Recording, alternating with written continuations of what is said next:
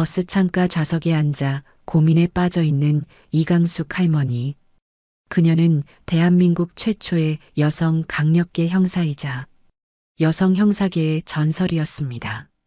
그녀의 강력계 시절 별명은 매의 눈 이강숙이었습니다. 미세한 표정 변화, 어색한 말투, 부자연스러운 행동. 범죄자들의 특징을 모두 읽어내는 탁월한 능력이 있었습니다. 지금은 은퇴한 지 몇 년이 지났지만 그 특별한 감각은 여전히 날이 서 있었습니다. 그런 그녀에게 한 가지 깊은 고민이 있었습니다. 바로 며느리 박지연에 대한 것이었습니다. 지연이를 처음 만난 건 몇 년 전이었습니다. 어느 날 아들 민수가 들뜬 목소리로 전화를 걸어왔습니다. 어머니, 저 정말 좋은 사람 만났어요. 민수는 회사에 보험 상담차 온 여자에게 첫눈에 반했다고 했습니다. 민수보다 연상이었고 이미 결혼 경험도 있었습니다. 할머니는 그 소식을 듣고 걱정했습니다. 민수는 여자 경험도 거의 없었고 여자 보는 눈도 없었기 때문입니다. 어느 날 할머니는 시내 한 식당에서 지연이를 만났습니다. 민수가 결혼을 생각한다며 소개시켜준다던 자리였습니다. 문을 열고 들어선 지연이를 본 순간 할머니는 깜짝 놀랐습니다. 정말 아름다웠습니다. 키가 165cm 정도 되는 늘씬한 몸매에 어깨까지 내려오는 윤기나는 검은 머리카락. 화장은 진하지 않았지만 선명한 이목구비가 도드라져 보였습니다. 지연이는 할머니를 보자마자 정중하게 인사했습니다. 어머니, 안녕하세요. 드디어 뵙게 되네요. 영광입니다. 목소리도 아름다웠습니다. 할머니는 지연이를 관찰하기 시작했습니다. 표정, 몸짓, 말투, 시선 처리. 모든 것이 완벽해 보였습니다. 그때였습니다. 지연이가 울먹이며 말하기 시작했습니다. 민수 씨한테 들으셨는지 모르겠지만 사실 전 남편을 병으로 잃었어요. 지연이는 조심스럽게 자신의 과거를 털어놓았습니다. 할머니는 그 모습을 보고 수상함을 느꼈습니다. 분명히 슬퍼하고 있었고 감정도 진실해 보였습니다. 하지만 뭔가 수상해. 말로 설명하기 어려운 느낌이었습니다. 매의 눈 이강숙의 직감이었습니다. 식사가 끝나고 집으로 돌아가는 길, 민수는 신이 나서 말했습니다. 어머니, 어떠세요? 정말 좋은 사람이죠? 할머니는 조심스럽게 대답했습니다. 그래, 좋은 사람 같긴 하다. 근데 민수야, 조금 더 신중하게 생각해 보는 게 어떨까? 결혼은 인생의 큰일이잖아. 민수의 표정이 순간 굳어졌습니다. 어머니, 뭐가 마음에 안 드세요? 아니, 그냥 엄마의 느낌이. 민수는 할머니를 매섭게 쏘아보았습니다. 어머니는 왜 항상 그렇게 사람을 의심하세요? 그거 직업병이에요, 어머니. 민수야, 그런 뜻이 아니라. 하지만 민수는 이미 화가 나 있었습니다. 어머니, 저 정말 이 사람과 결혼하고 싶어요. 제발 응원해 주세요. 그날 밤 할머니는 남편과 이야기를 나누었습니다. 여보, 오늘 민수가 데려온 여자 어떻게 생각해요? 아주 좋던데? 참하고 예쁘고 예의도 바르고. 우리 민수한테는 과분한 며느리감이야. 그런데 나는 뭔가 이상한 느낌이 들어서요. 할머니의 말에 할아버지의 표정이 언짢아졌습니다. 당신 형사 생활 너무 오래 해서 사람 의심하는 게 버릇이 됐어. 며느리 될 사람까지 그렇게 보면 어떻게 해? 아니, 그런 게 아니라요. 아니긴 뭐가 아니야. 당신은 누구든 의심부터 하잖아. 할머니는 할 말을 잃었습니다. 그 후로도 할머니는 몇 번 더 조심스럽게 말을 꺼내 보았습니다. 하지만 그럴 때마다 가족들의 반응은 똑같았습니다. 결국 8개월 후 두 사람은 결혼했습니다. 지연이는 정말 좋은 며느리였습니다. 명절 때마다 정성스럽게 음식을 준비해 오고 할머니가 아플 때는 병원에 데려다 주기도 했습니다. 아들 민수도 행복해했습니다. 결혼 전보다 훨씬 밝아졌고 자신감도 생긴 것 같았습니다. 그리고 얼마 지나지 않아 손주 주호까지 태어났습니다. 주호는 정말 사랑스러운 아이였습니다. 할머니도 손주를 무척 아꼈습니다. 하지만 할머니 마음속 깊은 곳에 자리 잡은 지연이에 대한 미묘한 의심은 여전히 지워지지 않고 있었습니다. 그러던 어제 저녁 며느리에게서 전화가 왔습니다. 어머니, 죄송해요. 갑자기 출장이 생겨서요. 주호 좀 봐주실 수 있을까요? 할머니는 기꺼이 승낙했습니다. 손주와 시간을 보내는 건 할머니에게 기쁜 일이었으니까요. 그런데 오늘 버스를 타고 손주를 보러 가는 이 순간 할머니는 이상한 감정을 느꼈습니다. 뭔가 불안해. 큰 사건이 일어날 것만 같은 기분이야. 다음 정류장, 청솔 아파트입니다. 버스 안내방송이 흘러나왔습니다. 할머니는 가방을 챙기며 자리에서 일어났습니다. 잠시 후 할머니는 집 앞에 도착해 초인종을 눌렀습니다. 곧바로 문이 열렸고 며느리 지연이 나타났습니다. 평소와 다름없이 단정하고 참한 모습이었습니다. 어머니, 어서 오세요. 정말 감사해요. 괜찮다. 나도 좋아서 하는 일이야. 우리 주호 어디 있니? 유치원에서 방금 데려왔어요. 지금 거실에서 놀고 있어요. 할머니가 거실로 들어서자 주호의 얼굴이 환하게 밝아졌습니다. 할머니, 주호가 벌떡 일어나 달려와 할머니의 다리를 꼭 안았습니다. 할머니는 아이의 작은 머리를 쓰다듬으며 마음이 따뜻해졌습니다. 우리 주호, 할머니 보고 싶었지? 네. 할머니가 과자 가져왔어요? 당연하지. 우리 주호가 좋아하는 거 다 준비했지. 할머니는 가방에서 초코파이와 우유, 새로 산 색연필 세트를 꺼내 주호에게 주었습니다.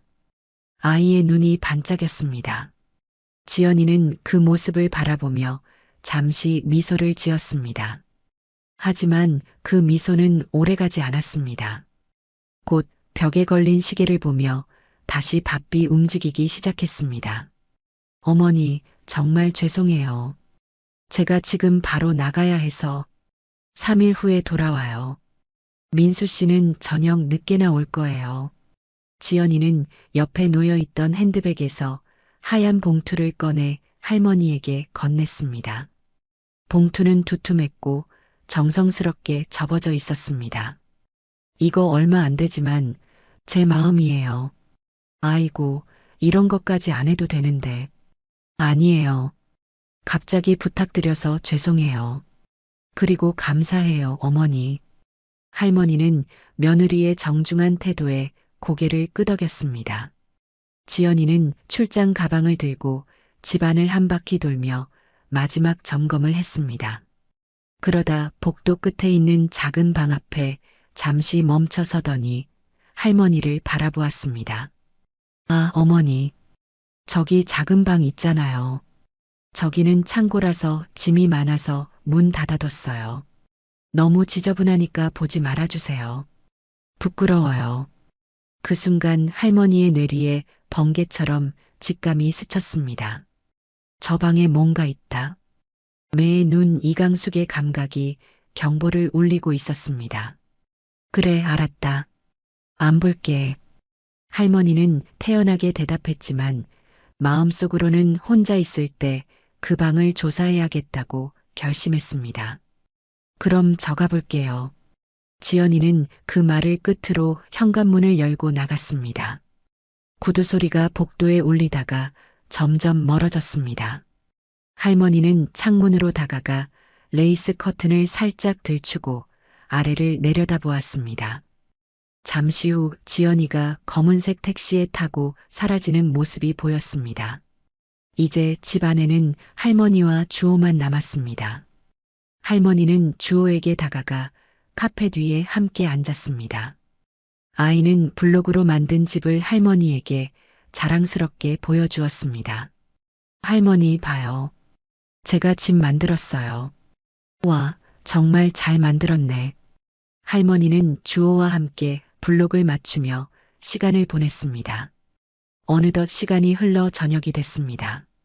할머니는 아들 민수를 기다리고 있었습니다. 그때 현관문이 열리는 소리가 들렸습니다. 딸깍. 어머니, 저 왔습니다. 현관 쪽에서 아들 민수의 목소리가 들렸습니다. 할머니는 거실에서 아들을 맞이하러 나갔습니다. 민수야, 이제 왔니?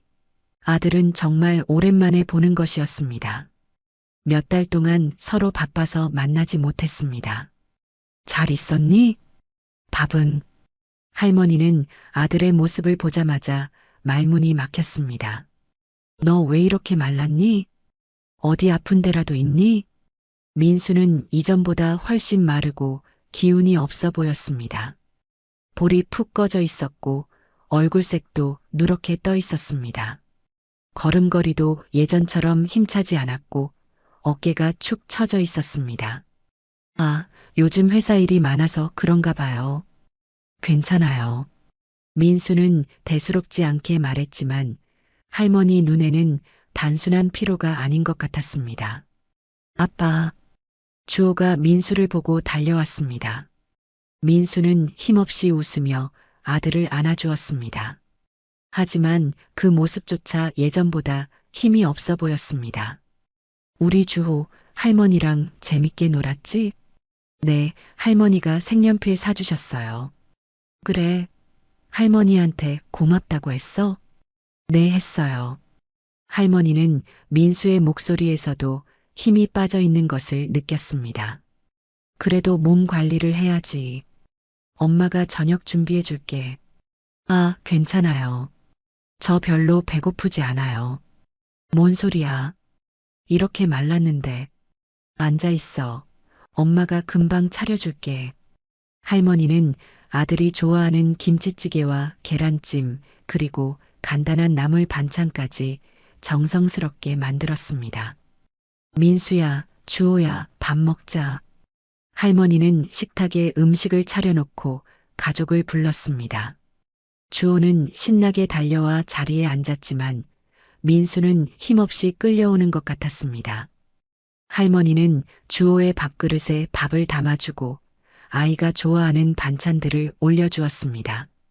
주호는 할머니가 해준 음식을 맛있게 먹었습니다. 하지만 민수는 다른 모습이었습니다. 음식을 조금씩 입에 넣기는 했지만 제대로 먹지 않고 있었습니다. 민수야, 왜 안 먹어?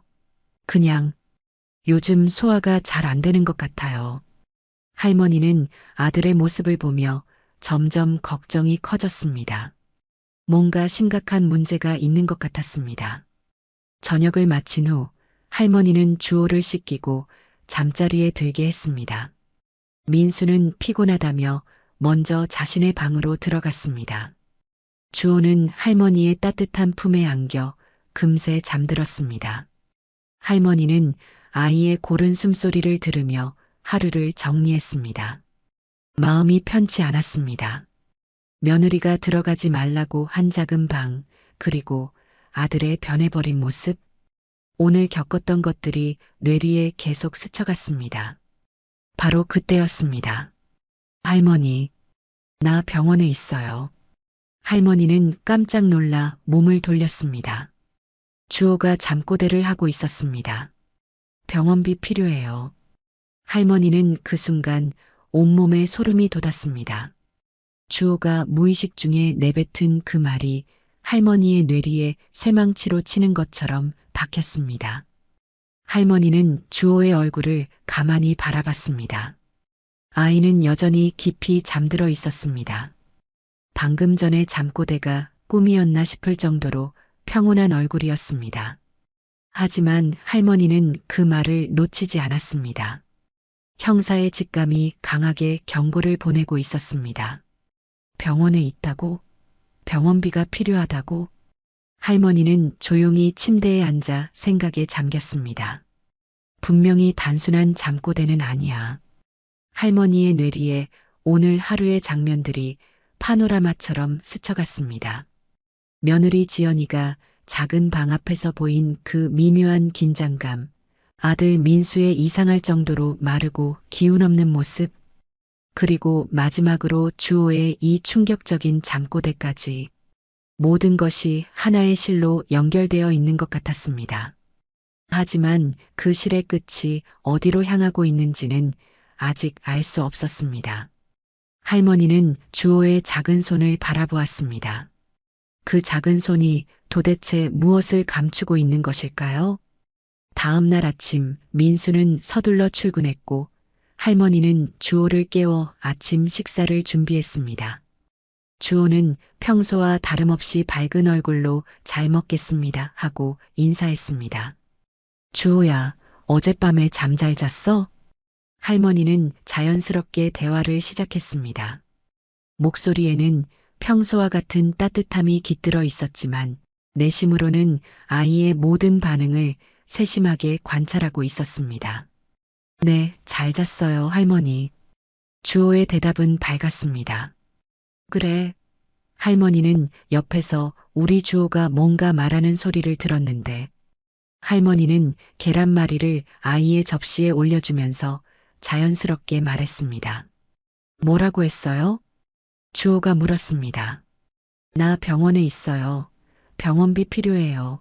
이런 말을 하던데 할머니는 아이의 반응을 놓치지 않기 위해 시선을 주호에게 고정했습니다. 그 순간 아이의 몸에서 미세하지만 명확한 변화가 일어났습니다. 주호의 젓가락을 든 손이 거의 눈에 띄지 않을 정도로 떨렸습니다. 그리고 눈동자가 순간적으로 왼쪽 위로 움직였다가 다시 할머니를 바라보았습니다. 30년간 수많은 용의자들을 신문했던 할머니에게 이런 신호들은 너무나 명확했습니다. 아이가 지금 거짓말을 준비하고 있다는 것을 저 그런 말 모르겠어요. 주호는 고개를 살짝 숙이며 대답했습니다. 평소 할머니와 대화할 때와는 완전히 다른 목소리였습니다. 작고 떨리는 목소리였죠. 할머니의 마음은 복잡해졌습니다. 이 순수한 아이가 거짓말을 하고 있다는 것이 확실해졌지만 동시에 아이를 더 괴롭히고 싶지 않은 할머니의 마음도 있었습니다. 하지만 이것은 단순한 문제가 아닐 수도 있었습니다. 주호야. 할머니는 더욱 부드럽고 따뜻한 목소리로 말했습니다. 그리고 아이의 작은 손을 살짝 잡아주었습니다. 주호의 손은 차갑고 약간 축축했습니다. 할머니는 주호를 혼내려는 게 아니야. 그냥 궁금해서 물어보는 거야. 괜찮아. 할머니가 아무한테도 말 안 할게. 왜 그런 말을 했는지 할머니한테만 말해줄래? 하지만 주호의 반응은 할머니의 예상을 뛰어넘었습니다. 갑자기 아이의 눈에 눈물이 맺히기 시작했습니다. 흑, 흑흑. 주호는 젓가락을 떨어뜨리고 울기 시작했습니다. 할머니는 당황했습니다. 아이가 이렇게 격렬하게 반응할 줄은 몰랐습니다. 할머니는 급히 아이를 달래려 했습니다. 주호야, 왜 울어? 미안해, 미안해. 갑자기 주호가 자리에서 벌떡 일어났습니다. 눈물범벅이 된 얼굴로 할머니를 한번 바라본 후 자기 방으로 뛰어갔습니다. 주호야. 할머니가 부르며 뒤따라갔지만 아이는 이미 자기 방으로 들어가 문을 쾅 닫았습니다. 할머니는 문 앞에서 멈춰 섰습니다. 주호야, 문 열어. 할머니가 잘못했어. 할머니는 문을 조심스럽게 두드리며 말했습니다. 하지만 안에서는 계속 아이의 울음소리만 들렸습니다. 주호야, 미안해. 할머니가 더 이상 그런 얘기 안 할게. 문 열어줘. 잠시 후 문이 조심스럽게 열렸습니다. 주호는 눈물로 범벅이 된 얼굴로 할머니를 바라보았습니다. 주호야. 할머니는 아이를 꼭 안아주었습니다. 주호는 할머니 품에 안겨 한참 동안 더 울었습니다. 할머니의 가슴도 먹먹했습니다. 이 아이가 도대체 어떤 일에 휘말려 있는 것일까요? 잠시 후 할머니는 주호의 손을 잡고 유치원으로 향했습니다. 아파트 단지를 나서 큰 길로 접어들자 아침 햇살이 두 사람을 비쳤습니다. 할머니는 걸어가면서도 계속 주호를 관찰했습니다. 주호야, 오늘 유치원에서 뭐 할 거야? 할머니가 자연스럽게 물었습니다. 그림 그리기 해요. 아이의 목소리가 조금씩 밝아지고 있었습니다. 할머니는 조금 안도했습니다. 길을 걸으며 할머니는 주호가 점점 평상시 모습을 되찾아가는 것을 지켜보았습니다. 길에서 만난 고양이를 보고 작게 웃기도 하고 지나가는 강아지에게 손을 살짝 흔들기도 했습니다. 유치원에 도착했을 때 주호의 얼굴은 확연히 밝아졌습니다. 아이의 걸음걸이가 가벼워졌고 입가에 진짜 미소가 번졌습니다. 할머니, 저 들어가도 돼요? 주호의 목소리에는 생기가 돌아와 있었습니다. 30분 전에 그 우울하고 위축된 모습은 찾아볼 수 없었습니다. 그래, 들어가렴. 할머니는 주호가 교실로 들어가는 모습을 지켜보았습니다. 주호는 친구들을 보자마자 환하게 웃으며 달려갔습니다. 다른 아이들과 자연스럽게 어울리며 장난을 치기 시작했습니다. 할머니는 그 모습을 보며 확신했습니다. 유치원에서의 문제는 아니야. 주호의 표정, 행동, 목소리, 모든 것이 자연스럽고 밝았습니다. 집으로 돌아가는 길, 할머니는 본격적으로 생각을 정리하기 시작했습니다. 아이는 현재 집과 유치원밖에 다니지 않아. 그런데 유치원에서는 문제가 없어 보여. 그렇다면 주호의 문제는 집안에서 생긴 거야. 할머니의 추리가 한 단계 더 나아갔습니다. 주호는 집안에 누군가에게 비밀을 말하지 말라고 세뇌당하고 있어. 그 비밀을 누설하는 것을 극도로 두려워하고 있고, 할머니는 가족들을 하나씩 떠올렸습니다. 주호에게 그런 일을 할 수 있는 사람은 단 하나뿐이야. 박지연. 할머니의 마음속에서 며느리의 얼굴이 선명하게 떠올랐습니다. 지연이가 아이에게 무언가를 시켰다. 그리고 그것을 절대 말하지 말라고 세뇌시켰다. 그리고 민수가 갑자기 마르고 기운이 없어진 것도 왠지 이것과 연관이 있을 것 같아. 지연이가 뭔가를 버리고 있는 게 분명해. 할머니의 직감이 강력하게 경고하고 있었습니다. 하지만 구체적으로 무엇을 하고 있는 것일까? 할머니는 아직 정확한 그림을 그릴 수 없었습니다. 그때 어제 지연이가 얘기했던 작은 방이 떠올랐습니다. 그래, 그 방에 뭔가 있을 거야. 할머니는 집에 오자마자 작은 방 앞으로 걸어갔습니다. 손잡이를 돌려보니 역시 잠겨 있었습니다. 할머니는 먼저 열쇠를 찾아보기로 했습니다. 부엌 서랍, 거실 수납장, 침실 화장대. 하지만 아무리 찾아도 작은 방의 열쇠는 발견되지 않았습니다. 지연이가 가지고 갔거나 아예 다른 곳에 숨겨둔 것 같다. 할머니는 한숨을 쉬며 작은 방문 앞에 다시 섰습니다. 그리고 자신의 머리에서 머리핀을 뽑았습니다.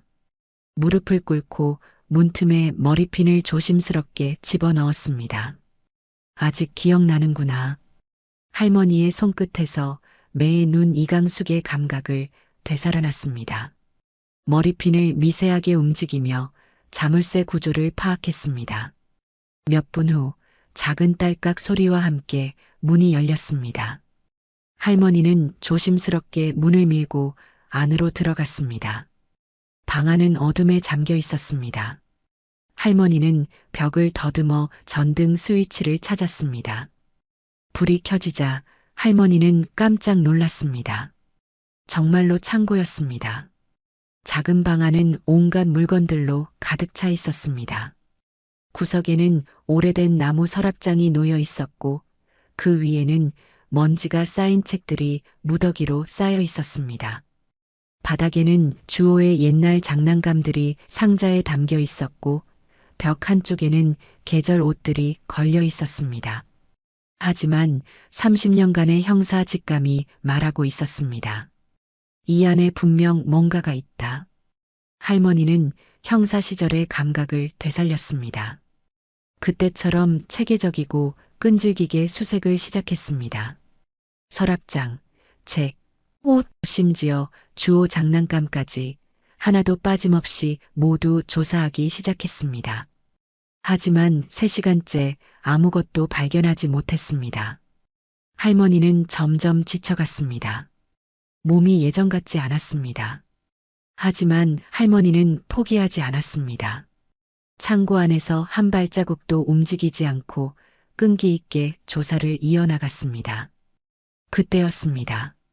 서랍장 맨 아래 서랍을 완전히 빼내고 그 안쪽 벽을 확인하던 할머니가 뭔가 이상한 것을 발견했습니다. 서랍장 뒤쪽 벽에 작은 홈이 파여 있었습니다. 할머니는 손을 집어넣어 확인해 보았습니다. 그리고 그 안에서 작은 물건을 만졌습니다. 할머니는 조심스럽게 그것을 꺼냈습니다. 작은 수첩이었습니다. 할머니의 심장이 빨라지기 시작했습니다. 30년간의 형사 경험이 말하고 있었습니다. 이것이 바로 찾고 있던 증거라고. 할머니는 수첩을 열어보았습니다. 첫 페이지에는 보험 상담 리스트라고 적혀 있었습니다. 할머니는 페이지를 넘겨보았습니다. 수첩 안에는 수많은 사람들의 정보가 빼곡하게 적혀 있었습니다. 이름, 주소, 전화번호, 나이. 그런데 모든 사람들이 65세 이상이었습니다. 할머니는 더 자세히 살펴보았습니다. 각 사람의 정보 옆에는 추가 정보들이 적혀 있었습니다. 독거노인, 손주 있음, 연금 수령, 저축 많음. 그리고 특정 조건을 만족하는 사람들에게는 별표가 쳐져 있었습니다. 독거노인이면서 손주가 있는 사람들에게는 빨간 별표가 거기에, 연금이나 저축이 많은 사람들에게는 파란 별표가 추가로 쳐져 있었습니다. 어떤 사람들은 별표가 3개, 4개까지 쳐져 있었습니다. 할머니는 손이 떨렸습니다. 어젯밤 주호의 잠꼬대를 떠올렸습니다. 할머니, 나 병원에 있어요. 병원비 필요해요. 할머니의 뇌리에 번개가 치듯 깨달음이 스쳤습니다. 할머니는 수첩의 정보들을 다시 보았습니다. 65세 이상의 독거노인들, 손주가 있는 사람들, 할머니는 온몸에 소름이 돋았습니다. 보이스피싱? 할머니는 그 단어를 마음속으로 중얼거렸습니다. 30년간 형사로 일하며 수없이 들었던 그 범죄의 이름이 뇌리에 선명하게 떠올랐습니다. 지연이가 주호를 이용해서 보이스피싱을 하고 있다. 그제서야 아침에 주호가 보인 반응이 모두 이해되기 시작했습니다. 주호가 보이스피싱에 강제로 동원되고 있었고 그것을 비밀로 해야 한다는 엄마와의 약속을 지키고 있던 것이었습니다. 주호가 얼마나 힘들었을까. 할머니는 수첩을 가방에 넣고 방을 나왔습니다. 그리고 문을 다시 잠갔습니다. 시간이 흘러 저녁 8시가 되자 민수가 집에 돌아왔습니다. 어제와 마찬가지로 얼굴이 창백하고 기운이 없어 보였습니다. 아들아, 고생했다. 밥 먹자. 할머니는 정성스럽게 준비한 저녁상을 차렸습니다. 하지만 할머니는 음식 맛을 제대로 느낄 수 없었습니다. 머릿속에는 온통 보이스피싱에 대한 생각뿐이었습니다. 저녁 식사가 끝나고 할머니는 주호를 씻겼습니다. 주호를 재우고 잠든 모습을 한참 바라보았습니다. 아이는 천사처럼 평온하게 잠들어 있었습니다. 할머니는 아이의 이불을 정성스럽게 덮어주고 조용히 방을 나왔습니다. 민수는 거실 소파에 앉아 TV를 보고 있었습니다. 할머니는 가방에서 보험 상담 리스트 수첩을 꺼냈습니다. 손이 떨렸지만 말해야 했습니다. 할머니는 민수 앞으로 다가가 소파에 앉았습니다. 민수야. 네, 어머니. 민수가 TV에서 시선을 돌려 할머니를 바라보았습니다. 할머니는 수첩을 민수 앞에 놓으며 조심스럽게 말했습니다. 이게 뭔지 아니? 민수는 수첩을 보더니 당황한 표정을 지었습니다. 이게 뭔데요? 지연이가 작은 방에 숨겨놓은 거야. 내가 오늘 발견했어. 할머니는 수첩을 펼쳐 보여주었습니다. 민수야, 내 생각에는 지연이가 보이스피싱을 하고 있는 것 같아. 그 순간이었습니다. 어머니, 무슨 소리예요? 민수의 목소리가 갑자기 높아졌습니다. 얼굴이 순간적으로 붉어지며 감정이 폭발했습니다. 안 그래도 요즘 힘들어 죽겠는데 어머니까지 왜 이러세요? 민수야, 진정해. 진정하라고요? 제가 말씀드렸죠. 사람 좀 의심하지 말라고. 지금 은퇴한 지가 언젠데 아직도 사람을 의심하고 다니세요? 할머니는 아들의 격한 반응에 당황했습니다. 어머니, 처음부터 지연이를 탐탁지 않아 하셨던 거 알고 있어요. 민수의 목소리에는 억눌렸던 감정이 터져나오고 있었습니다. 그래서 계속 뭐라도 나와라 하고 지켜보고 있었던 거죠? 그래서 이런 말도 안 되는 걸로 트집 잡는 거예요? 민수야, 그런 게 아니라. 할머니는 아들을 달래려 했지만 민수는 더욱 격해졌습니다. 그럼 뭐예요? 이거 누가 봐도 그냥 보험 고객 명단인데. 이거 가지고 보이스피싱이요? 어머니가 봐도 이상하죠? 말이 안 되잖아요. 민수는 수첩을 집어들고 흔들며 말했습니다. 지연이가 보험 설계사인 거 아시잖아요. 그리고 노인 고객분들도 많고 실적도 좋은 거 아시잖아요. 다 알면서 어떻게 이 수첩을 보고 보이스피싱이라고 말할 수 있어요? 진짜 창피하지도 않아요? 제가 가만히 있으니까 바보 같아요? 할머니는 간절한 목소리로 설명하려 했습니다. 민수야, 나도 가급적이면 이렇게 나서지 않으려고 했어. 그럼 왜 이러세요? 하지만 이건 아니야. 분명 위험한 상황이야. 하지만 민수는 들으려 하지 않았습니다. 어머니, 그만해요. 더 이상 못 들어주겠어요. 민수의 목소리가 집안에 울려 퍼졌습니다.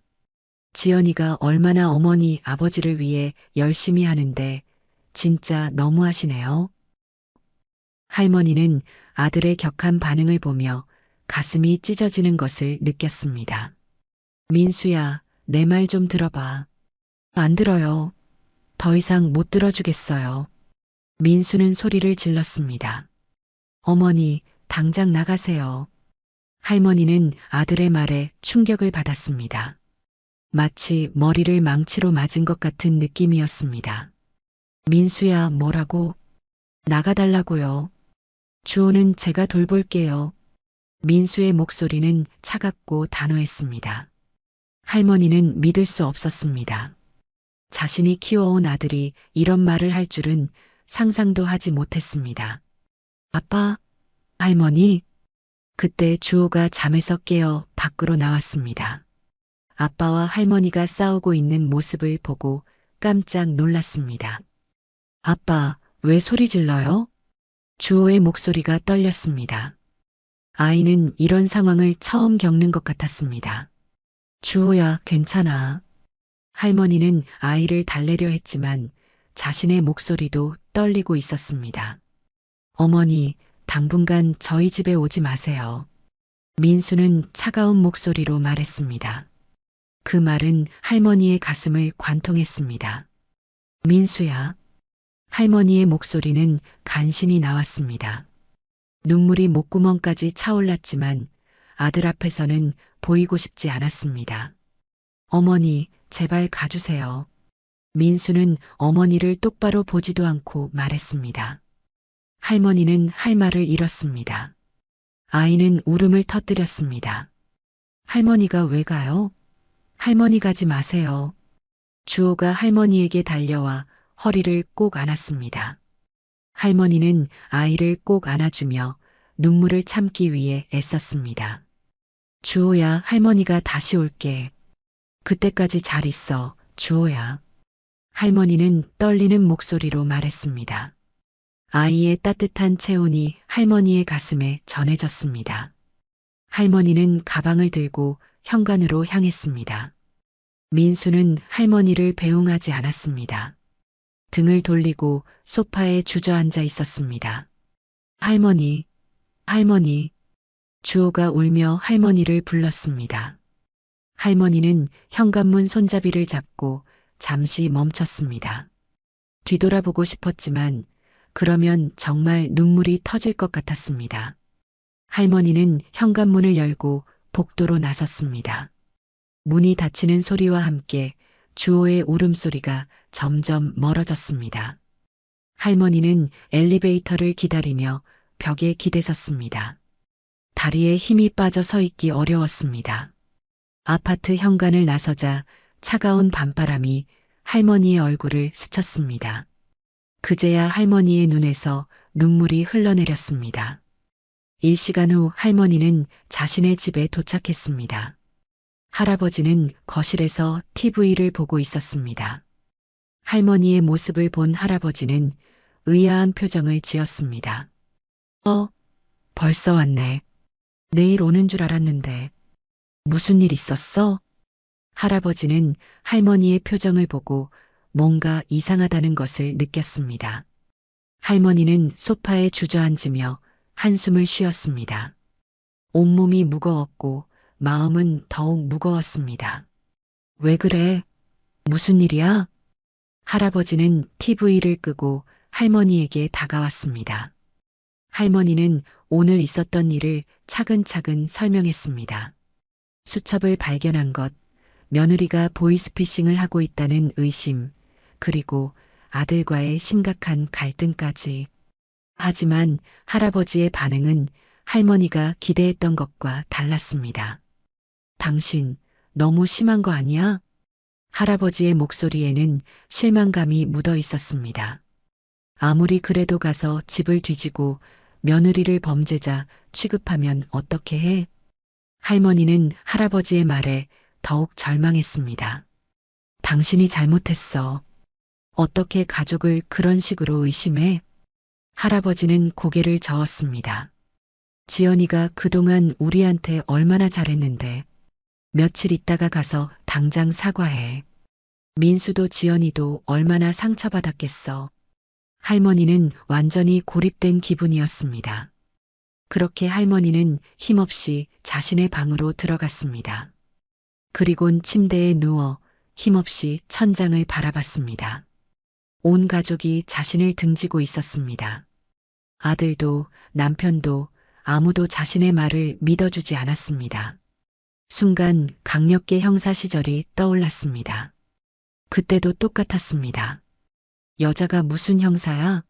너가 뭘 알아? 남자 형사들은 할머니를 의심하고 무시했습니다. 하지만 할머니는 굴하지 않았습니다.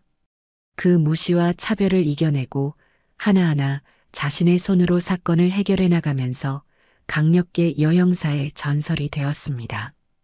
그 시절이 떠오르자 할머니의 눈빛이 빛나기 시작했습니다. 그 눈빛은 할머니의 눈빛이 아니었습니다. 매의 눈 이경숙의 눈빛이었습니다. 그래, 어디 한번 해보자고. 내가 맞다는 걸 내 손으로 증명해 보이겠어. 그날 밤 할머니는 며느리를 자신의 손으로 체포할 수 있는 계획을 세웠습니다. 다음 날 할머니는 일어나자마자 핸드폰을 꺼냈습니다. 어제 수첩을 발견했을 때 찍어둔 사진을 확인했습니다. 고객 리스트 중에서 가장 별표가 많이 쳐진 사람들을 찾았습니다. 범죄자들은 항상 효율성을 추구한다는 것을 알고 있었습니다. 가장 성공 가능성이 높은 대상부터 노리기 마련이었죠. 전화가 올 가능성이 가장 높은 두 사람을 찾았습니다. 첫 번째는 김동석이라는 할아버지였습니다. 독거노인이면서 손주가 있고 연금도 넉넉하며 저축도 상당하다는 표시가 되어 있었습니다. 두 번째는 최순자라는 할머니였습니다. 역시 독거노인이면서 손주가 있고 경제적으로 여유가 있다는 표시가 되어 있었습니다. 할머니는 먼저 김동석 할아버지에게 전화를 걸었습니다. 전화벨이 몇 번 울리더니 굵직한 남자 목소리가 들렸습니다. 여보세요? 안녕하세요. 김동석 선생님이시죠? 네, 그런데 누구세요? 할머니는 조심스럽게 말을 꺼냈습니다. 저는 이강숙이라고 합니다. 다름이 아니라 급한 일이 있어서 연락드렸는데요. 보이스피싱 관련 수첩을 제가 확보했는데 선생님이 포함되어 있어서 위험해서 연락드렸습니다. 저는 전직 형사고 관련 범죄를 많이 봐와서 잘 알고 있습니다. 선생님은 위험한 상황이에요. 전화 너머로 잠시 침묵이 흘렀습니다. 그러더니 갑자기 할아버지의 목소리가 거칠어졌습니다. 당신 지금 사기치려고 하는 거지? 야, 이 사기꾼아. 내가 당할 줄 알아? 쓸데없는 짓 하지 말고 착하게 살아. 툭 전화가 끊어졌습니다. 할머니는 한숨을 쉬었습니다. 쉽지 않을 거라고 예상했지만 실제로 겪어보니 마음이 무거웠습니다. 할머니는 곧바로 두 번째 번호로 전화를 걸었습니다. 이번에는 다소 쉰 여성의 목소리가 들렸습니다. 여보세요? 안녕하세요. 최순자 선생님이시죠? 네, 그런데 누구세요? 할머니는 같은 내용을 반복해서 설명했습니다. 이번에는 길고 깊은 침묵이 흘렀습니다. 할머니는 조마조마한 마음으로 기다렸습니다. 마침내 최순자 할머니가 입을 열었습니다. 그런 일이 있었군요. 만나 뵙고 얘기하시죠. 할머니는 안도의 한숨을 쉬었습니다. 정말 감사합니다. 어디서 만날까요? 저희 집으로 오세요. 주소 알려드릴게요. 최순자 할머니는 친절하게 주소를 알려주었습니다. 할머니는 급히 준비를 하고 집을 나섰습니다. 최순자 할머니가 살고 있는 곳은 할머니 집에서 지하철로 1시간 거리에 있는 작은 주택가였습니다. 오래된 단독주택들이 옹기종기 모여 있는 조용한 동네였습니다. 할머니는 주소를 찾아 문을 두드렸습니다. 곧 문이 열리더니 작은 체구의 할머니가 나타났습니다.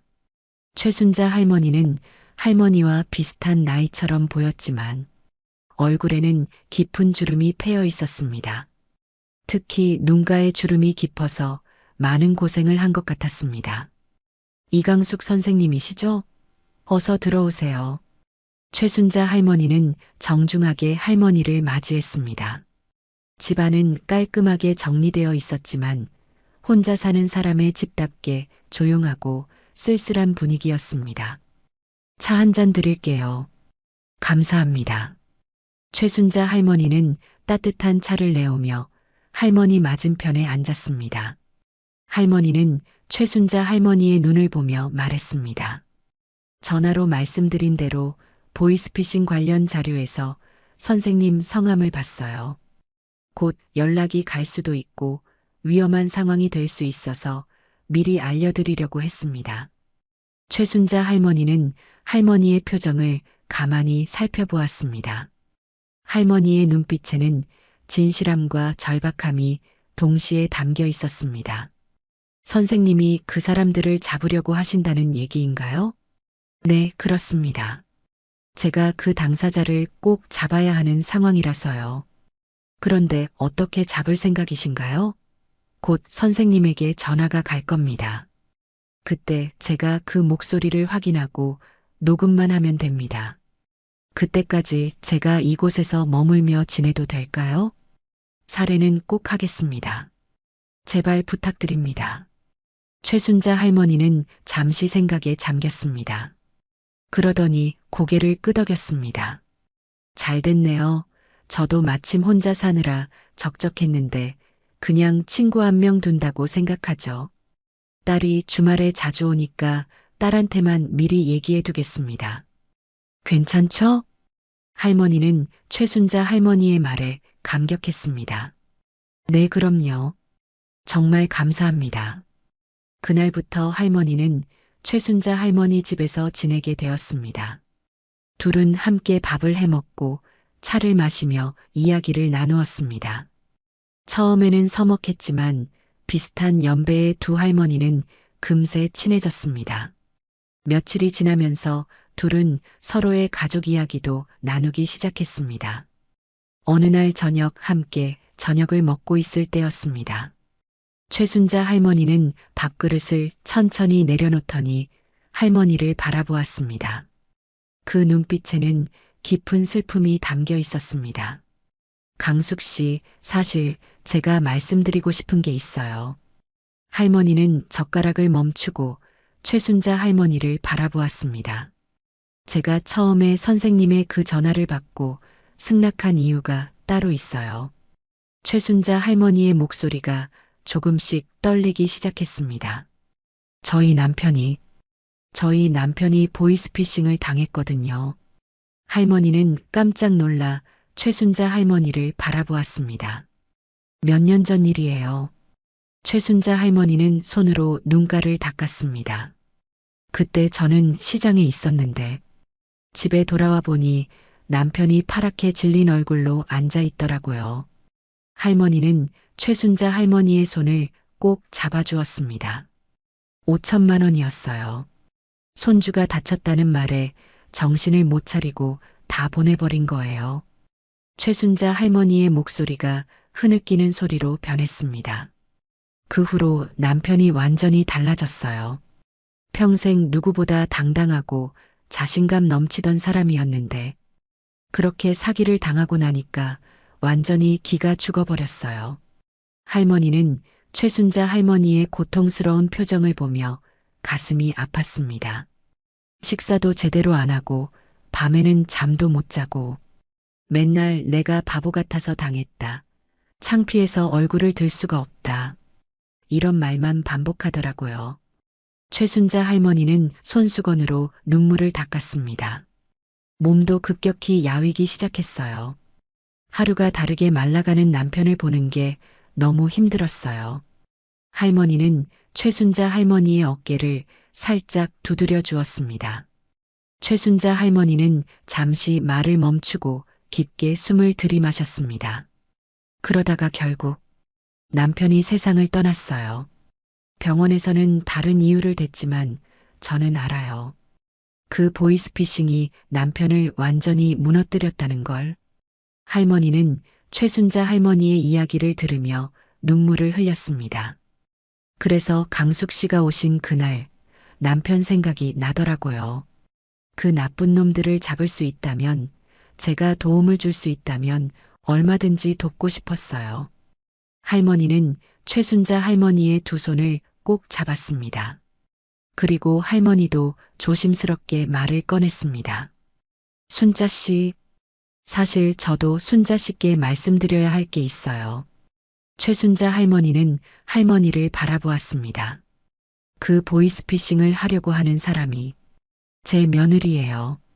최순자 할머니는 깜짝 놀라 할머니를 바라보았습니다. 며느리요? 할머니는 고개를 끄덕이고 지금까지의 일을 하나하나 이야기했습니다. 그런 일이 있었군요. 강숙 씨, 걱정 마세요. 제가 꼭 며느리를 잡도록 도와드릴게요. 정말 고맙습니다. 할머니는 자신의 편이 되어줄 사람을 찾았다는 안도감에 눈물을 글썽였습니다. 다음 날 저녁 두 할머니는 함께 저녁을 먹고 있었습니다. 창밖으로는 해가 지고 있었고 부엌의 형광등이 따뜻한 빛을 비추고 있었습니다. 그때였습니다. 따르르르르. 전화가 울렸습니다. 최순자 할머니는 젓가락을 멈추고 할머니를 바라보았습니다. 받아보세요. 최순자 할머니는 천천히 일어나 전화기로 향했습니다. 할머니는 긴장한 채로 최순자 할머니의 뒷모습을 바라보았습니다. 여보세요? 최순자 할머니의 목소리가 조심스럽게 울렸습니다. 전화 너머로 어린아이의 목소리가 들렸습니다. 할머니. 그 순간 할머니의 온몸에 전기가 통하는 것 같았습니다. 그 목소리를 알아볼 수 있었습니다. 바로 주호의 목소리였습니다. 할머니, 나 병원에 있어요. 최순자 할머니는 순간 얼어붙었습니다. 며칠 전 손주의 잠꼬대와 똑같은 말이었습니다. 나 많이 다쳤어요. 병원비 필요해요. 할머니는 자리에서 일어나 최순자 할머니 곁으로 갔습니다. 가슴이 두근두근 뛰었습니다. 최순자 할머니는 할머니를 바라보며 눈짓을 보냈습니다. 우리 손주 뭐라고? 할머니가 잘 안 들렸는데 다시 한번 말해봐. 최순자 할머니는 침착하게 연기를 했습니다. 할머니는 그 틈을 타서 급히 자신의 핸드폰을 꺼냈습니다. 손이 떨렸지만 재빨리 녹음 기능을 켰습니다. 할머니, 나 병원에 있어요. 많이 다쳤어요. 주호의 목소리가 다시 들렸습니다. 할머니는 가슴이 철렁 내려앉았습니다. 병원비 필요해요. 할머니, 빨리 돈 보내주세요. 잠시 후 두 사람이 아무 말도 하지 않자 전화가 끊어졌습니다. 할머니는 핸드폰 녹음을 정지했습니다. 손이 심하게 떨렸습니다. 최순자 할머니는 할머니의 어깨를 붙잡아 주었습니다. 괜찮아요? 할머니는 고개를 끄덕였지만 실제로는 전혀 괜찮지 않았습니다. 이제 확실한 물증을 확보했네요. 다음은 어떻게 하실 거예요? 최순자 할머니가 걱정스러운 표정으로 물었습니다. 며느리를 만날 거예요. 할머니의 눈빛이 매처럼 빛나고 있었습니다. 다음 날 아침 할머니는 최순자 할머니에게 인사를 했습니다. 드디어 가시는군요. 네, 이제 더 이상 미룰 수 없어요. 할머니는 가방을 챙기며 말했습니다. 순자 씨, 며칠 동안 정말 고마웠어요. 저 꼭 다시 올게요. 최순자 할머니는 할머니의 손을 두 손으로 꼭 잡았습니다.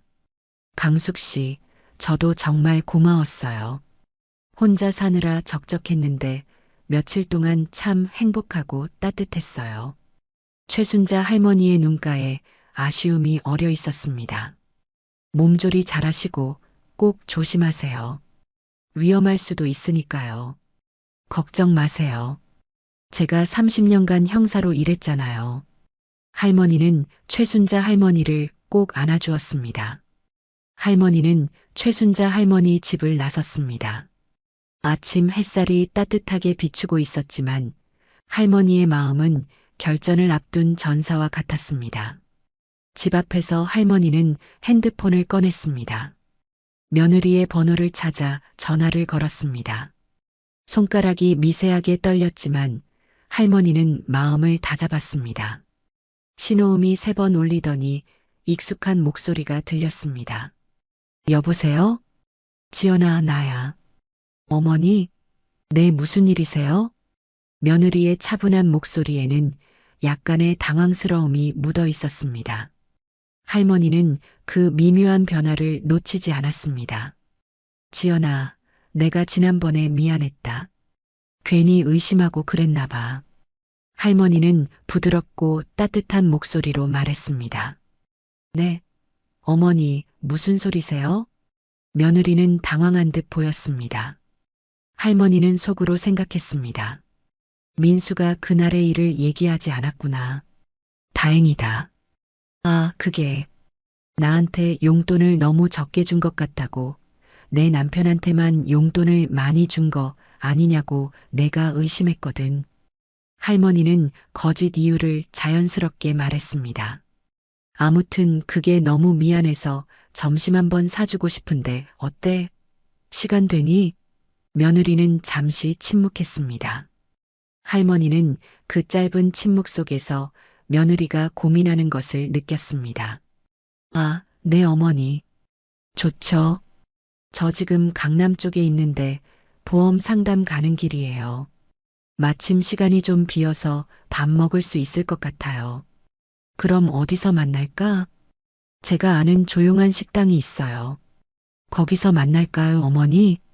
그럼 30분 후에 거기서 만나자. 네, 어머니. 전화가 끊어졌습니다. 할머니는 깊게 숨을 들이마셨습니다. 이제 정말 시작이었습니다. 30분 후 할머니는 약속한 식당 앞에 도착했습니다. 조용한 주택가에 있는 작은 한식당이었습니다. 할머니는 식당 밖에서 잠시 멈춰 섰습니다. 가슴이 두근거렸습니다. 30년간 형사로 일하며 수많은 범죄자들과 대면했지만 이번만큼은 달랐습니다. 상대방은 자신의 며느리였고 사랑하는 손주가 연루된 일이었습니다. 할머니는 깊게 숨을 들이마시며 마음을 다잡았습니다. 할머니는 식당 창문을 통해 안을 살펴보았습니다. 며느리 지연이가 구석 테이블에 앉아 있었습니다. 평소와 같이 단정한 옷차림에 화장도 완벽했습니다. 할머니는 멀리서 지연이를 바라보며 전화를 걸었습니다. 잠시 후 지연이의 핸드폰이 울렸습니다. 지연이는 화면을 보는 순간 온몸이 굳었습니다. 얼굴에서 혈색이 빠져나가는 것이 할머니 눈에도 보였습니다. 그 번호를 지연이는 너무나 잘 알고 있었습니다. 보이스피싱 대상자 1순위로 표시해둔 최순자 할머니의 번호였습니다. 이 번호가 왜 나한테? 지연이는 손이 떨린 채로 전화를 받았습니다. 여보세요? 지연이의 목소리가 미세하게 갈라졌습니다. 지연아. 전화기 너머로 들린 목소리에 지연이는 온몸이 얼어붙었습니다. 시어머니의 목소리였습니다. 이 번호가 뭔지 아니? 할머니의 목소리는 차갑고 단호했습니다. 지연이는 말을 할 수 없었습니다. 입술이 파르르 떨렸습니다. 어떻게 시어머니가 이 번호를 알고 있는 것일까요? 지연이의 머릿속이 하얘졌습니다. 지연이는 식당 안을 두리번거리며 할머니를 찾았습니다. 그때 식당 입구로 할머니가 천천히 걸어 들어오는 것이 보였습니다. 핸드폰을 귀에 대고 지연이를 똑바로 응시하고 있었습니다.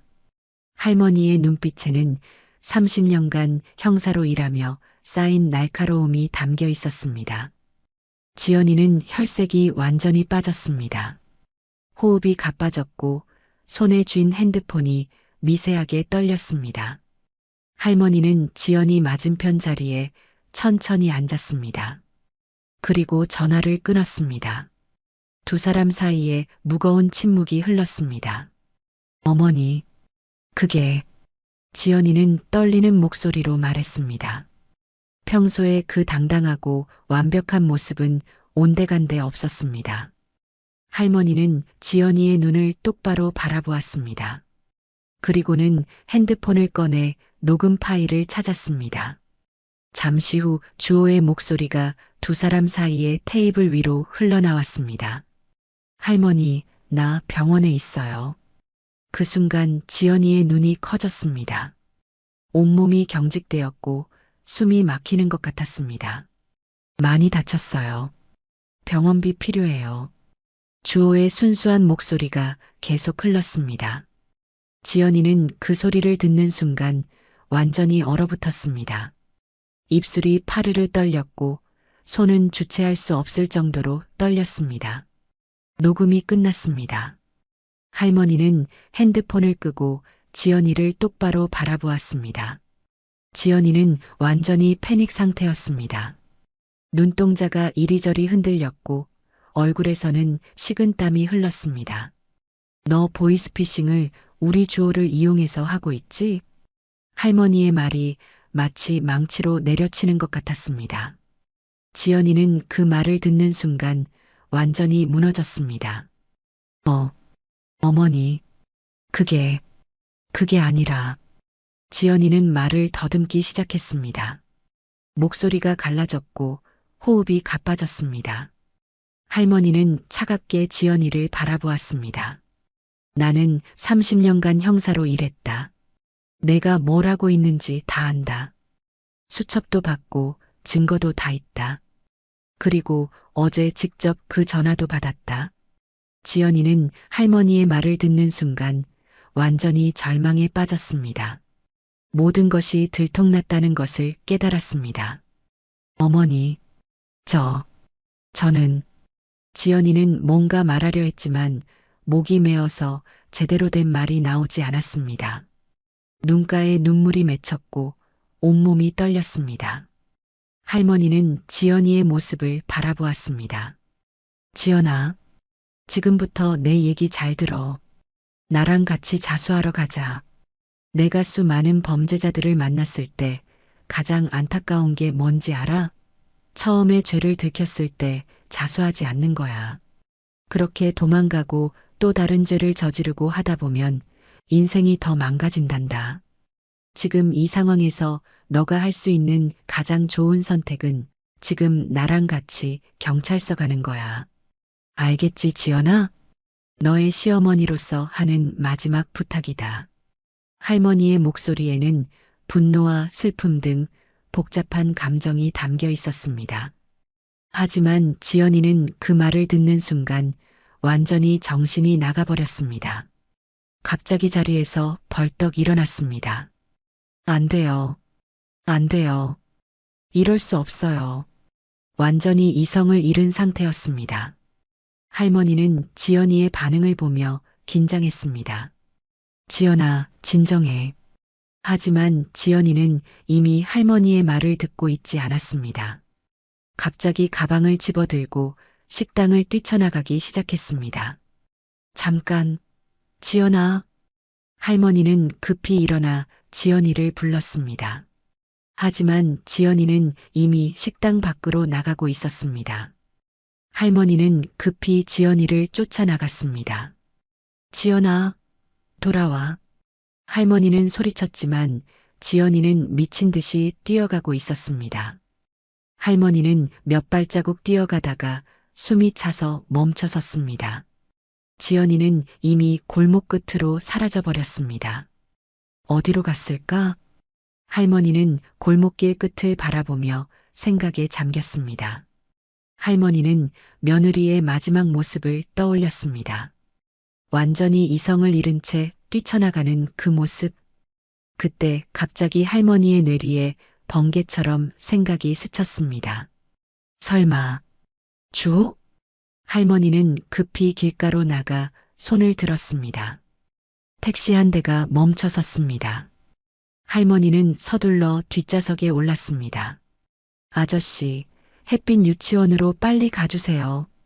할머니의 목소리에는 절박함이 담겨 있었습니다. 택시 기사는 할머니의 급한 모습을 보고 즉시 출발했습니다. 제발, 제발 아무 일 없기를. 10분 후 택시는 유치원 앞에 도착했습니다. 할머니는 택시비를 급히 건네주고 유치원 현관으로 뛰어갔습니다. 선생님, 선생님. 할머니는 현관에서 큰 소리로 불렀습니다. 젊은 여교사가 놀라며 나왔습니다.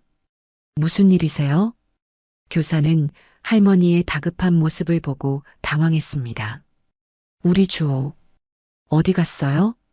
할머니는 숨을 헐떡이며 간절하게 물었습니다. 목소리가 떨리고 있었습니다. 아, 주호요? 방금 전에 어머니가 데려가셨어요. 교사의 말에 할머니는 머리가 하얘지는 것을 느꼈습니다. 가장 걱정했던 일이 현실이 되었습니다. 언제요? 언제 데려갔어요?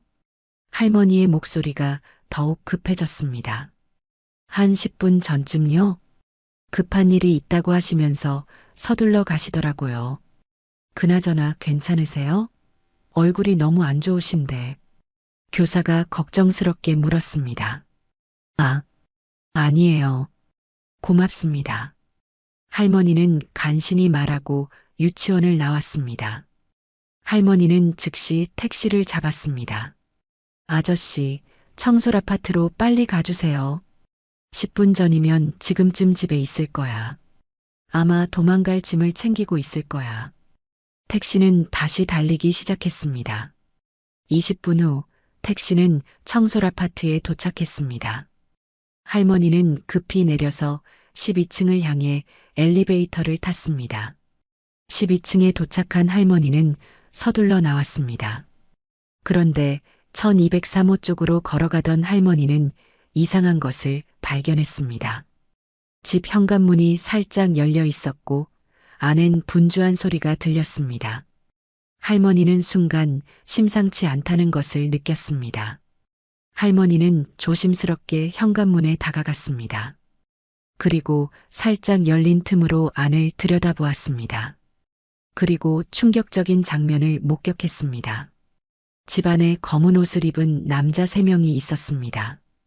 그들은 집안을 뒤지며 무언가를 찾고 있었습니다. 서랍을 열어 뒤지고 책장을 뒤엎고 소파 쿠션까지 들추고 있었습니다. 할머니는 숨을 죽이며 그 광경을 지켜보았습니다. 저들이 지연이와 한패구나. 할머니는 상황을 즉시 파악했습니다. 지연이가 들통난 뒤 이들에게 연락해서 증거를 없애라고 지시한 것이었습니다. 그중 한 명이 작은 방에서 나오며 소리쳤습니다. 수첩이랑 서류들 다 찾았어. 이제 가자. 그때 갑자기 2명의 남자가 현관 쪽으로 걸어오기 시작했습니다. 할머니는 깜짝 놀라 도망가려 했습니다.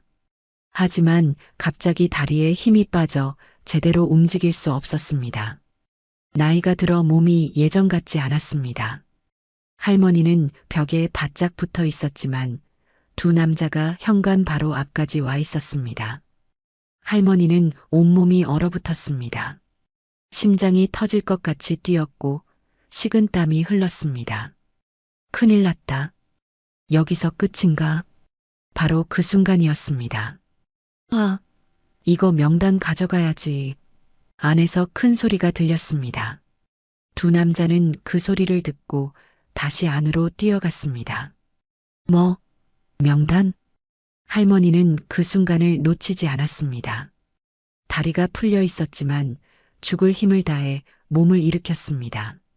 그리고 엘리베이터 쪽으로 뛰어갔습니다. 할머니는 급히 엘리베이터에 올라 버튼을 눌렀습니다. 엘리베이터 문이 닫히자 할머니는 다리에 힘이 빠져 바닥에 주저앉았습니다. 온몸이 떨렸고 호흡이 가팠습니다. 간신히 살았다. 할머니는 가슴을 쓸어내렸습니다. 엘리베이터가 1층에 도착하자 할머니는 간신히 일어나 밖으로 나왔습니다. 아무도 없는 벤치에 앉아 할머니는 핸드폰을 꺼냈습니다. 이제 더 이상 혼자서는 해결할 수 없는 상황이었습니다. 강력계 박경감의 번호를 찾아 전화를 걸었습니다. 신호음이 2번 울리더니 익숙한 목소리가 들렸습니다. 여보세요? 상철아, 나 이강숙이야. 할머니의 목소리는 여전히 떨리고 있었습니다. 선배님, 무슨 일 있으세요? 목소리가 이상한데. 박경감은 할머니의 심각한 상태를 즉시 알아차렸습니다. 상철아, 긴급 상황이야. 지금 당장 도움이 필요해. 네, 말씀해 보세요. 박경감은 할머니의 절박한 톤을 듣고 즉시 경계 태세를 갖추었습니다. 내 며느리가 보이스피싱을 하고 있어. 그리고 지금 손주를 데리고 도망갔어. 할머니는 숨을 고르며 차근차근 설명했습니다. 선배님, 정말이세요? 박경감은 믿을 수 없다는 듯 물었습니다. 증거도 다 있어.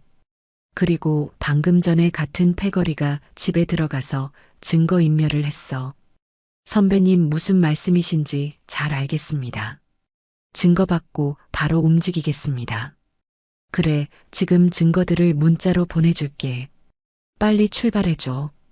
할머니는 전화를 끊고 지금까지 모은 모든 증거를 박경감에게 보냈습니다.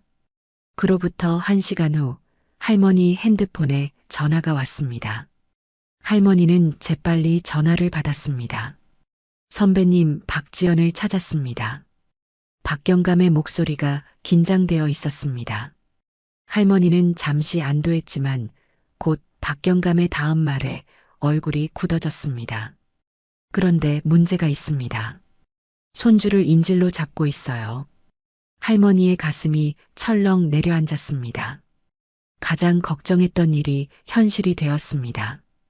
공항 근처에서 해외로 도피하려다가 발각됐는데 갑자기 아이를 붙잡고 버티고 있습니다. 상철아, 잠깐만 기다려. 내가 갈게. 위치 알려줘. 인천공항 근처 주차장입니다. 할머니는 전화를 끊고 급히 길가로 나갔습니다. 손을 들어 택시를 잡았습니다. 아저씨, 인천공항으로 빨리 가주세요. 정말 급해요. 할머니는 뒷좌석에 앉아 창밖을 바라보았습니다. 마음이 타들어가는 것 같았습니다. 40분 후 택시는 인천공항 근처에 도착했습니다. 할머니는 서둘러 내려 박경감이 있는 곳으로 향했습니다. 멀리서 경찰차들이 보였고 박경감이 할머니를 기다리고 있었습니다. 박경감은 주차장 구석을 가리켰습니다. 할머니는 그 방향을 바라보았습니다. 멀리서 지연이의 모습이 보였습니다. 차 옆에 앉아 있었고 작은 아이를 품에 안고 있었습니다. 아이가 많이 무서워하고 있어요. 박지연은 완전히 패닉 상태입니다. 할머니는 망원경으로 상황을 자세히 살펴보았습니다. 지연이의 얼굴은 창백했고 머리카락은 흐트러져 있었습니다. 주호는 지연이 품에서 작게 울고 있었습니다. 내가 가서 직접 얘기해 볼게. 선배님, 괜찮으세요? 괜찮아. 내 며느리야. 내가 제일 잘 알아. 박경감은 할머니를 믿었습니다. 오랫동안 쌓인 신뢰였습니다. 알겠습니다. 할머니는 천천히 지연이가 있는 쪽으로 걸어갔습니다. 가까이 갈수록 상황이 더 선명하게 보였습니다. 지연이는 검은색 승용차 뒤쪽에 등을 대고 앉아 있었습니다. 주호를 두 팔로 꽉 안고 있었고 눈은 빨갛게 부어 있었습니다. 주호는 엄마 품에서 작은 몸을 떨며 울고 있었습니다. 아이의 작은 어깨가 흔들리고 있었고 훌쩍거리는 소리가 할머니의 가슴을 아프게 했습니다. 할머니는 10m 정도 떨어진 거리에서 멈춰 섰습니다. 너무 가까이 다가가면 지연이를 더 자극할 수 있었습니다. 지연아. 할머니는 부드럽게 지연이를 불렀습니다. 지연이는 할머니를 보자마자 몸을 더 움츠렸습니다. 어머니, 오지 마세요. 지연이의 목소리는 떨리고 있었습니다. 할머니는 두 손을 들어 보이며 위협적이지 않다는 것을 표현했습니다. 주호야. 할머니는 먼저 아이에게 말을 걸었습니다. 인질의 안전이 가장 중요했습니다. 할머니 목소리 들려? 할머니가 왔어. 주호는 할머니의 목소리를 듣고 고개를 살짝 들었습니다. 눈물 범벅이 된 작은 얼굴이 할머니를 바라보았습니다. 할머니. 아이의 작은 목소리가 떨렸습니다. 할머니는 무릎을 꿇고 아이와 눈높이를 맞췄습니다. 괜찮아, 주호야. 무서워하지 마. 할머니가 여기 있어. 할머니의 따뜻한 목소리가 아이를 조금씩 진정시켰습니다. 주호의 울음소리가 줄어들었습니다. 할머니는 이제 지연이에게 시선을 돌렸습니다. 지연아. 할머니의 목소리는 따뜻했습니다. 지연이는 할머니를 바라보았습니다. 어머니, 저는 어떻게 해야 해요? 지연이의 목소리가 흔들렸습니다. 할머니는 한 걸음 더 가까이 다가갔습니다. 너도 이렇게 되고 싶지 않았을 거야. 얼마나 힘들었으면. 할머니는 지연이의 고통을 이해한다는 표현을 했습니다. 지연이는 눈물을 흘렸습니다. 어머니, 저 정말 죄송해요. 정말 죄송해요. 지연아, 내가 너에 대해 다 아는 것은 아니지만 한 가지는 정확히 알아. 할머니는 지연이의 눈을 똑바로 바라보았습니다. 너 우리 주호 정말 사랑하지? 지연이는 할머니의 말에 더욱 격하게 울었습니다. 처음엔 아이를 이용하기 위해 낳았지만 정말로 주호를 사랑했습니다. 세상에서 가장 소중한 존재였습니다. 이 아이가 제 전부예요. 그럼 이 아이를 위해서라도 이제 그만하자. 할머니는 지연이의 모성애에 호소했습니다. 주호한테 이런 기억 남겨주고 싶어? 엄마가 이런 모습으로 잡혀가는 걸 보게 하고 싶어? 지연이는 주호를 바라보았습니다. 아이는 여전히 무서워하며 떨고 있었습니다. 이 아이는 죄가 없어. 내가 지켜야 할 존재야. 할머니의 말이 지연이의 가슴을 찔렀습니다. 지연이는 주호를 더욱 꼭 안았습니다. 지연아, 내가 약속할게. 할머니는 진심 어린 목소리로 말했습니다. 아이만 보내줘. 그러면 내가 내 편에서도 도와줄게. 지연이는 할머니를 바라보았습니다. 30년간 형사로 일했잖아. 자수하면 형량도 줄어들어. 할머니는 현실적인 대안을 제시했습니다. 그리고 주호는 내가 잘 키울게. 지연이는 할머니의 말을 듣고 한참을 망설였습니다. 그러더니 주호를 바라보며 눈물을 흘렸습니다. 주호야, 엄마가 미안해. 지연이는 떨리는 목소리로 아이에게 말했습니다. 할머니한테 가. 할머니가 주호 지켜줄 거야. 주호는 엄마를 바라보며 울었습니다. 엄마, 엄마도 같이 가요. 엄마는 못 가. 주호만 먼저 가. 지연이는 주호를 천천히 할머니 쪽으로 밀어냈습니다. 아이는 울면서도 할머니에게 걸어갔습니다.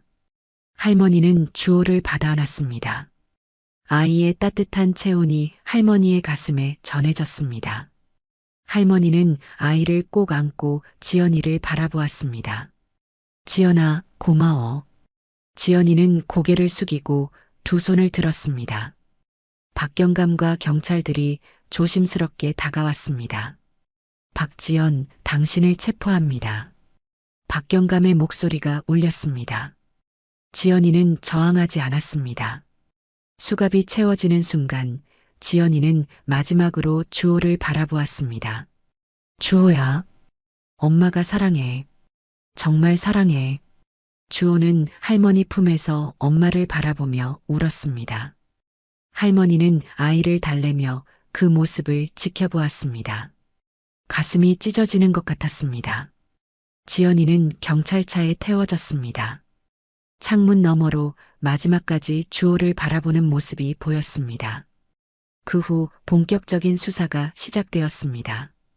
지연이의 범죄 조직과 관련된 모든 것들이 하나씩 밝혀졌습니다. 범죄 조직의 규모는 생각보다 컸었고 지연이의 위치도 그 조직 내에서 상상 이상으로 높았습니다. 그리고 또 하나 충격적인 사실이 밝혀졌습니다. 어느 날 할머니에게 박경감의 전화가 왔습니다. 선배님, 놀라지 마시고 들으세요. 무슨 일인데? 박지연 전 남편은 병으로 죽은 게 아니라 박지연이 농약으로 살해한 것이었습니다. 그리고 김경감은 한참 망설이다 말을 꺼냈습니다. 아드님에게도 농약을 조금씩 먹이고 있었습니다. 할머니는 온몸이 얼어붙었습니다. 뭐라고? 민수 씨의 혈액에서 농약 성분이 검출됐습니다. 다행히 아직 생명에는 지장이 없지만 계속 먹였다면 위험했을 뻔했어요. 할머니는 그 자리에 주저앉아 하염없이 눈물을 흘렸습니다. 몇 달 후 재판이 열렸습니다. 지연이는 살인, 살인미수, 사기, 아동학대 등의 혐의로 재판을 받았습니다. 할머니는 증인석에 서서 증언했습니다. 재판부는 지연이에게 중형을 선고했습니다. 지연이는 고개를 숙이고 판결을 들었습니다. 재판이 끝나고 나서 민수는 눈물을 흘렸습니다. 자신이 사랑했던 아내가 자신을 죽이려 했다는 사실이 받아들여지지 않았습니다. 민수야.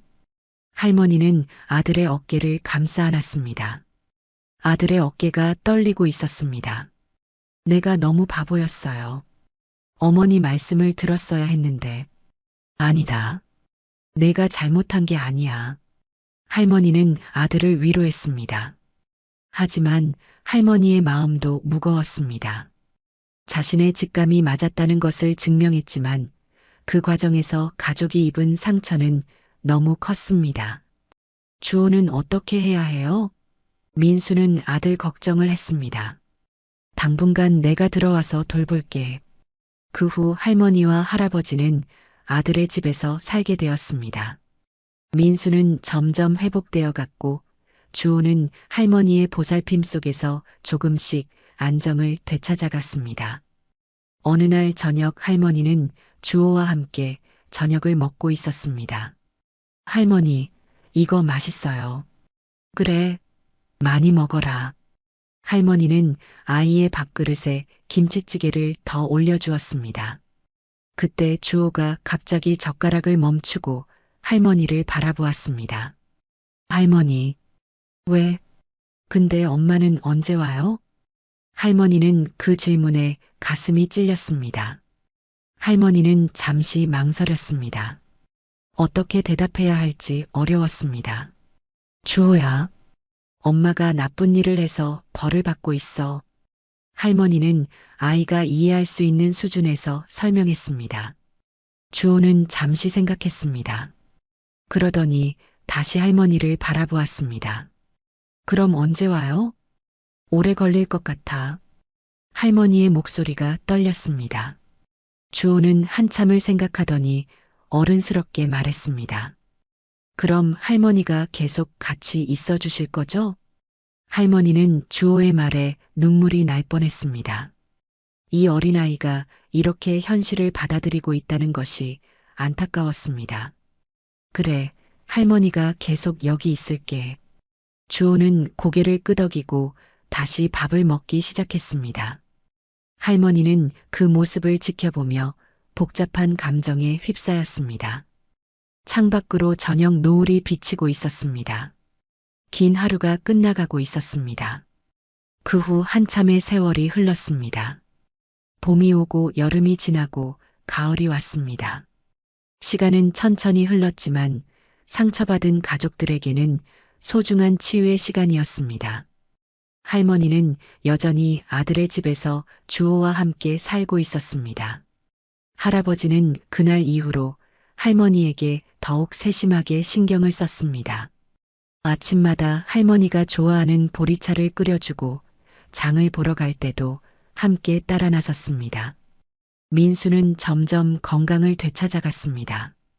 농약의 독성이 몸에서 완전히 빠져나가면서 얼굴에 혈색이 돌기 시작했습니다. 야위었던 몸에도 살이 붓기 시작했고 무엇보다 눈의 생기가 돌아왔습니다. 주호는 할머니와 할아버지의 따뜻한 보살핌 속에서 점점 밝아졌습니다. 처음 몇 달 동안은 밤에 가끔 악몽을 꾸며 울기도 했지만 할머니가 밤새 곁에서 지켜주면서 점점 안정을 찾아갔습니다. 할머니는 최순자 할머니를 자주 찾아갔습니다. 그때 받은 도움에 대한 고마움을 표현하고 싶었고 최순자 할머니와 이야기를 나누면 마음이 편안해졌기 때문입니다. 순자야, 나왔어. 할머니는 친숙한 목소리로 현관문을 두드렸습니다. 어머, 강수가. 어서 들어와. 기다리고 있었어. 최순자 할머니는 할머니를 보자마자 환하게 웃으며 문을 열어주었습니다. 두 사람은 이제 정말 가까운 친구가 되어 있었습니다. 오늘은 주호도 데려왔어. 할머니는 가끔 주호를 데리고 오곤 했습니다. 주호도 최순자 할머니를 좋아했습니다. 안녕하세요, 할머니.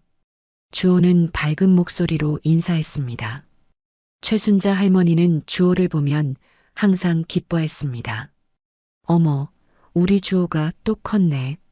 어서 들어와. 할머니가 맛있는 거 준비해놨어. 최순자 할머니는 주호의 손을 잡고 집 안으로 들어갔습니다. 두 할머니는 거실에 앉아 따뜻한 차를 마시며 이야기를 나누었습니다. 주호는 최순자 할머니가 준비해둔 장난감을 가지고 신나게 놀았습니다. 주호가 정말 많이 밝아졌네. 처음에 걱정했는데 다행이야. 최순자 할머니는 주호를 바라보며 흐뭇해했습니다. 응, 이제 완전히 다른 아이가 됐어. 학교에서도 친구들과 잘 어울린다고 하더라. 할머니는 주호의 변화를 뿌듯해했습니다. 그럼 민수는 어떻게 지내? 많이 좋아졌어. 건강도 다 회복됐고 마음도 많이 안정됐어. 그래, 정말 다행이다. 최순자 할머니는 자기 일처럼 안심했습니다. 순자야, 정말 고마워. 내가 그때 도와주지 않았으면 어떻게 됐을지 몰라. 뭔 소리야. 나도 강숙이 덕분에 이렇게 좋은 친구가 생겼잖아. 두 할머니는 진심으로 서로를 아끼고 있었습니다. 그때 현관문이 열리는 소리가 들렸습니다. 어머니, 집에 오셨어요? 젊은 여성의 목소리였습니다. 최순자 할머니의 딸 미연이었습니다. 미연아. 일찍 왔네. 미연은 근처에 살고 있어서 주말에 자주 놀러 오곤 했습니다. 어머니가 자주 이야기해 주시는 강숙 선생님이시죠? 미연은 할머니를 보며 정중하게 인사했습니다. 키가 크지는 않았지만 단정하고 참한 인상이었습니다. 수수한 블라우스에 검은색 치마를 입고 있었는데 소박하지만 깔끔한 모습이었습니다. 안녕하세요. 어머니께서 항상 미연이 얘기를 하셔서 꼭 한번 뵙고 싶었어요. 할머니는 미연을 보며 첫인상이 좋았습니다. 아, 이 아이가 주호구나. 미연은 놀고 있던 주호를 보며 환하게 웃었습니다. 안녕, 주호야. 이모예요. 주호는 미연을 보고 조금 부끄러워하며 할머니 뒤로 숨었습니다. 주호야, 인사해. 미연 이모가 너 보고 싶어 하셨어. 최순자 할머니의 말에 주호는 작은 목소리로 인사했습니다. 안녕하세요, 이모. 미연은 주호가 너무 귀여워서 몸을 낮춰 아이와 눈높이를 맞췄습니다. 주호야, 이모가 사탕 가져왔어. 먹을래? 미연은 가방에서 사탕을 꺼내 주호에게 건넸습니다. 주호는 사탕을 받으며 활짝 웃었습니다. 고마워요, 이모. 그 모습을 보며 할머니는 미연이 아이들을 정말 좋아한다는 것을 알 수 있었습니다. 그리고 주호도 미연을 금세 좋아하게 되었습니다. 미연아, 여기 과일 좀 가져다 줄 수 있니? 네, 어머니. 미연은 부엌으로 가서 과일을 깎기 시작했습니다. 할머니는 그런 미연의 모습을 자연스럽게 지켜보았습니다. 그날 이후로 미연과 주호는 더욱 가까워졌습니다. 미연은 주호를 마치 진짜 조카처럼 아꼈고 주호도 미연을 따랐습니다. 그러던 어느 날 할머니가 민수에게 말했습니다. 민수야, 내가 자주 얘기한 순자 할머니 있지? 너도 한번 인사하러 가지 않을래? 너를 보고 싶으시다네. 그래요? 좋죠. 안 그래도 감사 인사 가려고 했는데 같이 가요, 어머니. 할머니는 민수의 말에 기뻐했습니다. 다음 주말 민수는 할머니와 주호와 함께 최순자 할머니 집을 방문했습니다. 순자야, 우리 아들 데려왔어. 할머니는 민수를 소개했습니다. 어머, 이분이 민수 씨시구나. 정말 인상이 좋으시네. 최순자 할머니는 민수를 보자 반가워했습니다. 안녕하세요. 감사 인사드리러 왔습니다. 덕분에 제가 이렇게 살아있어요. 민수는 최순자 할머니 앞에서 깊게 인사했습니다. 감사는 무슨, 강숙이가 저한테 도움을 더 많이 줬는데. 최순자 할머니는 민수를 자세히 보며 흐뭇해했습니다. 정말 착하고 성실해 보였습니다. 정말 좋은 아들을 두셨어요. 강숙이가 자랑할 만해요. 그때 마침 미연이 집에 왔습니다. 어머니, 저 왔어요. 손님이 많이 오셨네요. 미연은 거실에 사람이 많은 것을 보고 잠시 놀랐습니다. 미연아, 어서 와. 강숙이 아들이야. 최순자 할머니는 미연을 불렀습니다. 미연은 민수를 보며 정중하게 인사했습니다.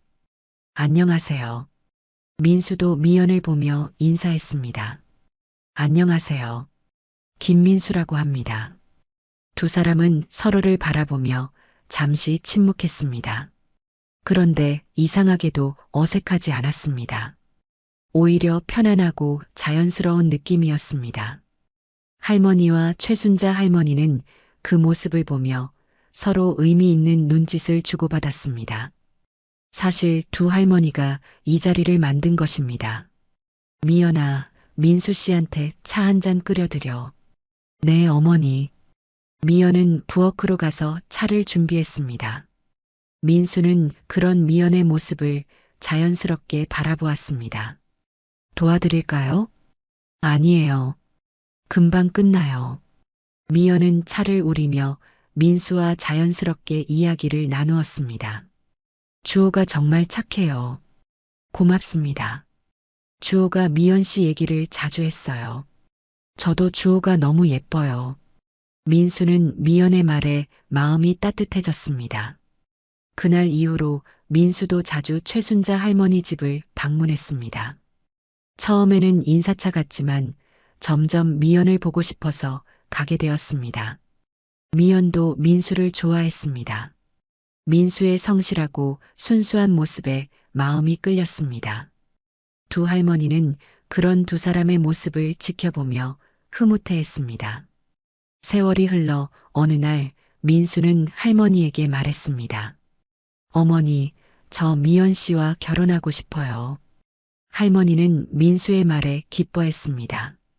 정말? 좋지. 미연이는 정말 좋은 사람이야. 주호도 미연 씨를 정말 좋아해요. 엄마가 되면 좋겠다고 해요. 그래, 우리 주호가? 할머니는 주호를 불렀습니다. 주호야, 이리 와. 주호는 할머니에게 달려왔습니다. 미연 이모가 내 엄마가 되면 어떨까? 주호는 환하게 웃었습니다. 좋아요. 세월이 흘러 민수와 미연의 결혼식 날이 왔습니다. 화창한 봄날이었습니다. 벚꽃이 만개한 아름다운 날이었습니다. 결혼식장은 따뜻한 분위기로 가득했습니다. 두 가족의 친지들이 모여 새로운 출발을 축하해 주었습니다. 드디어 결혼식이 시작되었습니다. 신랑이 먼저 입장했습니다. 민수는 떨리는 마음으로 제단 앞에 섰습니다. 그리고 양가 어머니 입장 시간이 왔습니다. 두 사람은 입장 전 서로의 손을 꼭 잡고 이야기를 나누었습니다. 순자야, 우리가 여기까지 올 줄 어떻게 알았겠어. 사람 인연이란 게 참. 그러게 말이야. 그때 강수기가 전화를 하지 않았다면 어떻게 됐을까? 전화해줘서 고마워, 강수가. 우리 아들을 받아줘서 참 고마워, 순자야. 그런 소리 마. 민수는 너무 멋진 사위야. 나야 말로 고맙지, 우리 딸을 받아줘서. 그리고 있잖아. 나는 너무 멋진 사부인을 만나서 너무 행복해. 두 할머니는 서로를 바라보며 미소를 지었습니다. 그들의 눈에는 행복한 눈물이 맺혀 있었습니다. 이제 우리 정말 한 가족이네. 그러게. 앞으로 평생 함께 하자. 그때 사회자가 멘트를 했습니다. 이제 양가 어머니께서 입장하겠습니다. 할머니와 최순자 할머니가 손을 꼭 잡고 함께 입장했습니다. 두 할머니는 서로를 부축하며 천천히 걸어 들어왔습니다. 하객들은 그 모습을 보며 감동했습니다. 두 할머니의 깊은 우정과 사랑이 느껴졌습니다. 결혼식이 끝나고 가족들은 함께 사진을 찍었습니다. 민수와 미연, 주호, 그리고 할머니와 최순자 할머니, 할아버지까지 모두가 행복한 미소를 지었습니다. 주호는 미연에게 달려가 안겼습니다. 엄마 사랑해요. 미연은 주호를 꼭 안으며 말했습니다. 엄마도 주호를 정말 사랑해. 그 모습을 보며 민수는 행복한 눈물을 흘렸습니다. 할머니는 모든 것을 지켜보며 마음속으로 감사했습니다. 힘든 시간을 겪었지만 결국 모든 것이 가장 좋은 방향으로 흘러갔습니다. 그날 밤 할머니는 할아버지와 함께 집으로 돌아와 차를 마시며 생각했습니다. 정말 다행이야. 모든 게 잘 풀렸어. 그러게. 당신이 옳았어. 당신이 아니었으면 어떻게 됐을지 몰라. 할아버지는 할머니의 손을 잡으며 말했습니다. 창밖으로 달이 밝게 빛나고 있었습니다.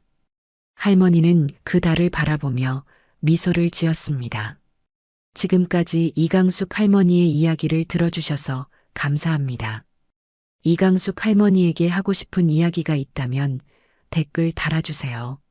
그럼 오늘도 건강한 하루 되시고 다음에도 좋은 이야기로 찾아오겠습니다.